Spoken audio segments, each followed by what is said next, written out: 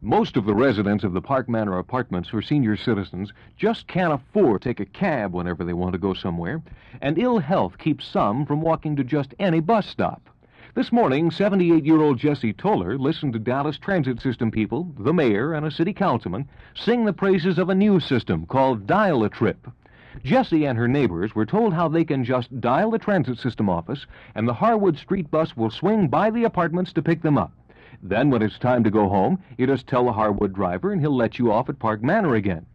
Now, Jessie Toler was a domestic in Dallas for 20-odd years till she hurt her back, and she knows Dallas buses. So she decided to try it out for herself. Well, it'll mean quite a bit because I can go places that I couldn't go before it started because I couldn't walk to the bus stop, and therefore I had to stay at home quite a bit. And the only source was my daughter to carry me to different places. A lot of time I couldn't get a hold of her. She'd be gone. And so I just think it's very nice. This Jessie Toler hasn't ridden Dallas service regularly for the past 11 years because of a bad back. Now she's going to have a chance to ride the blue and orange dandyliners as often as she wants. This is Malcolm Landess with Channel 8 News on the Move on the Dallas Transit System bus dandyliner.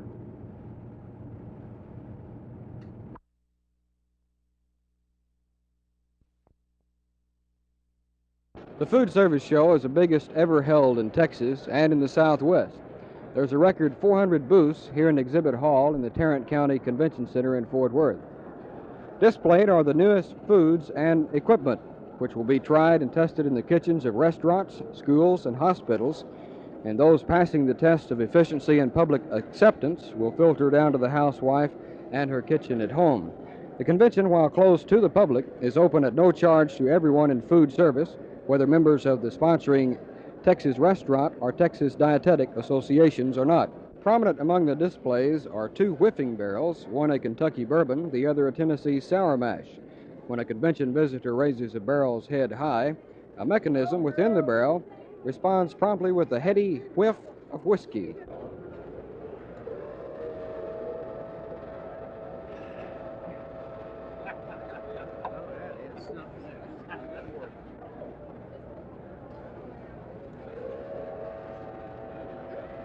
Delightful. It's great. It really is. Love it. Educational programs will be going on here at the Convention Center all 3 days, and the Hall of Exhibits with its 400 booths will be filled with food for nibbling and beverages for sipping, and 2,000 salesmen will be barking their wares throughout Monday, Tuesday, and Wednesday. Before the affair ends Wednesday afternoon, some 15,000 persons are expected to visit the Convention Center. If you're not a member of the Texas Restaurant Association or Texas Dietetic Association, but can still finagle a pass, this is a place to be. I personally know where I will spend my luncheon afternoons for the next 2 days. Jim Green, Channel 8 News on the Move in Fort Worth.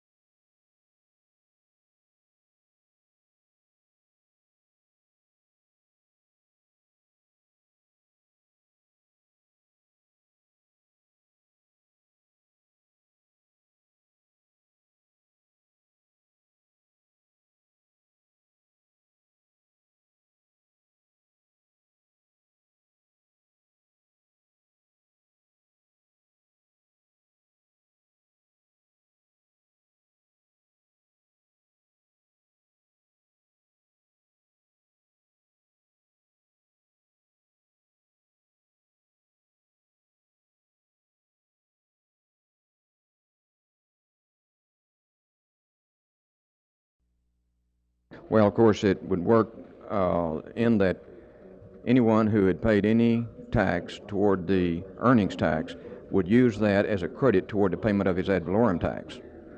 It would be deducted from the ad valorem tax. Well, yes, it would just be used as a credit or payment. You could just use the receipt that you have where you've paid your earnings tax. You could use that as a receipt or money to go pay your ad valorem tax with.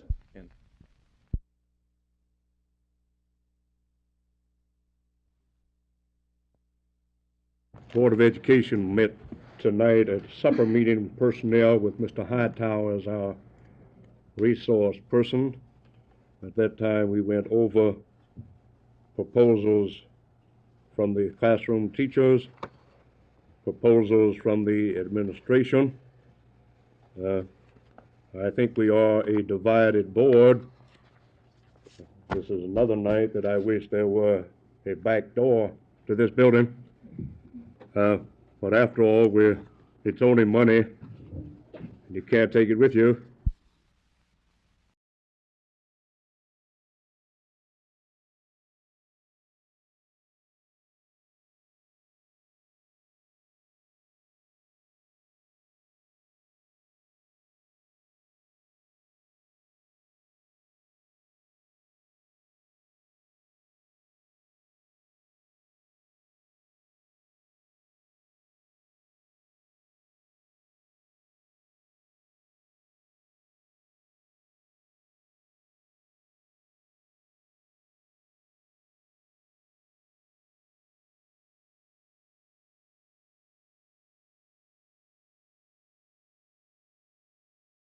Article 6, Section 3A of the Texas Constitution says, quote, only those who have rendered property for taxation may vote in bond elections, end quote.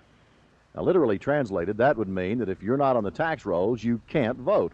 But recent decisions by the Supreme Court have caused Texas Attorney General Crawford Martin to hedge his bets a bit in recent elections. So, here's what you can expect at the polls tomorrow and why. You'll be asked to sign either an affidavit or a list declaring that you have or have not rendered property for taxation. Depending on your status then, you'll vote in one of two machines or find your vote separated in some other fashion from that of the tax rendering voters. Let's suppose that 10,005 votes are cast. If 10,000 votes were cast by non-rendering voters and they all voted yes, and only 5 property rendering voters showed up, 4 property rendering votes of no could overrule 10,001 yes votes. Now, that really doesn't mean that you shouldn't vote, because it appears likely that someday the Texas statute will go before the Supreme Court, and indications are it will then be declared unconstitutional. So, someday your vote probably will count, but that day might well be a long time after the polls close tomorrow. Jerry Taft, Channel 8 News, reporting.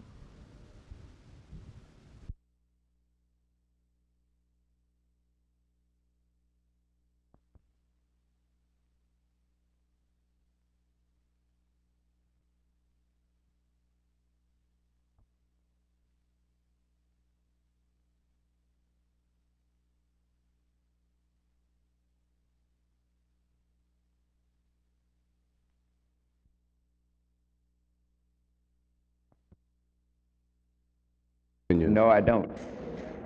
Because if we prevent people from marrying who have the sickle hemoglobin, this would be an extremely dangerous part of life in which we cannot say, you can't marry this other person.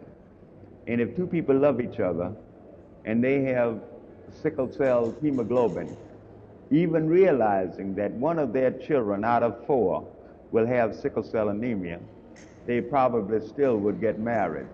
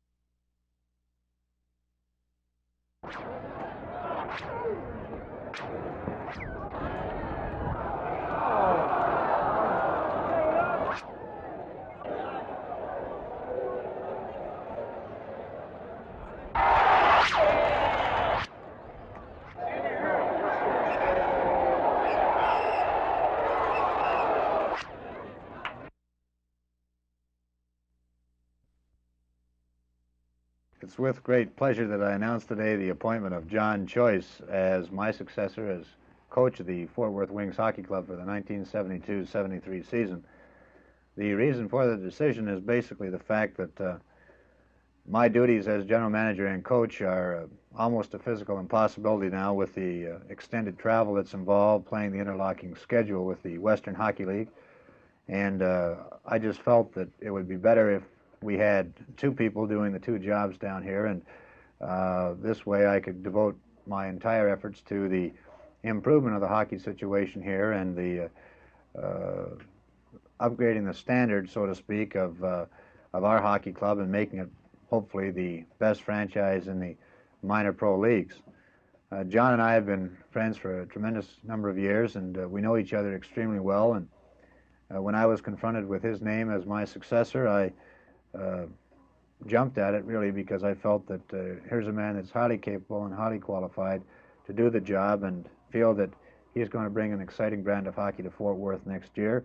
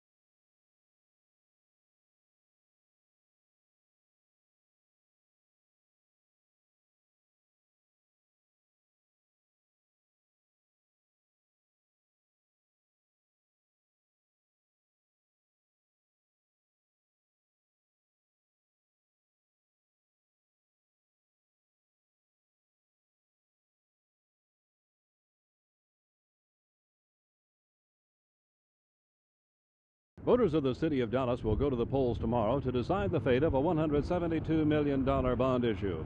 This issue comes in 10 parts. You will be allowed to vote on each of those parts. The only proposition to draw any form of organized support is the one calling for $16.7 million for storm drainage, bridge, and culvert improvements. Within that portion of the bond program is $2.5 million for land acquisition in Roosevelt Heights, that portion of South Dallas that is continually plagued by floodwaters. Now, the residents of that city feel $2.5 million is not enough money to acquire their land. We talked to Mrs. Leon Ross, a resident of Roosevelt Heights today, and asked her what failure of the bond program would mean to the city.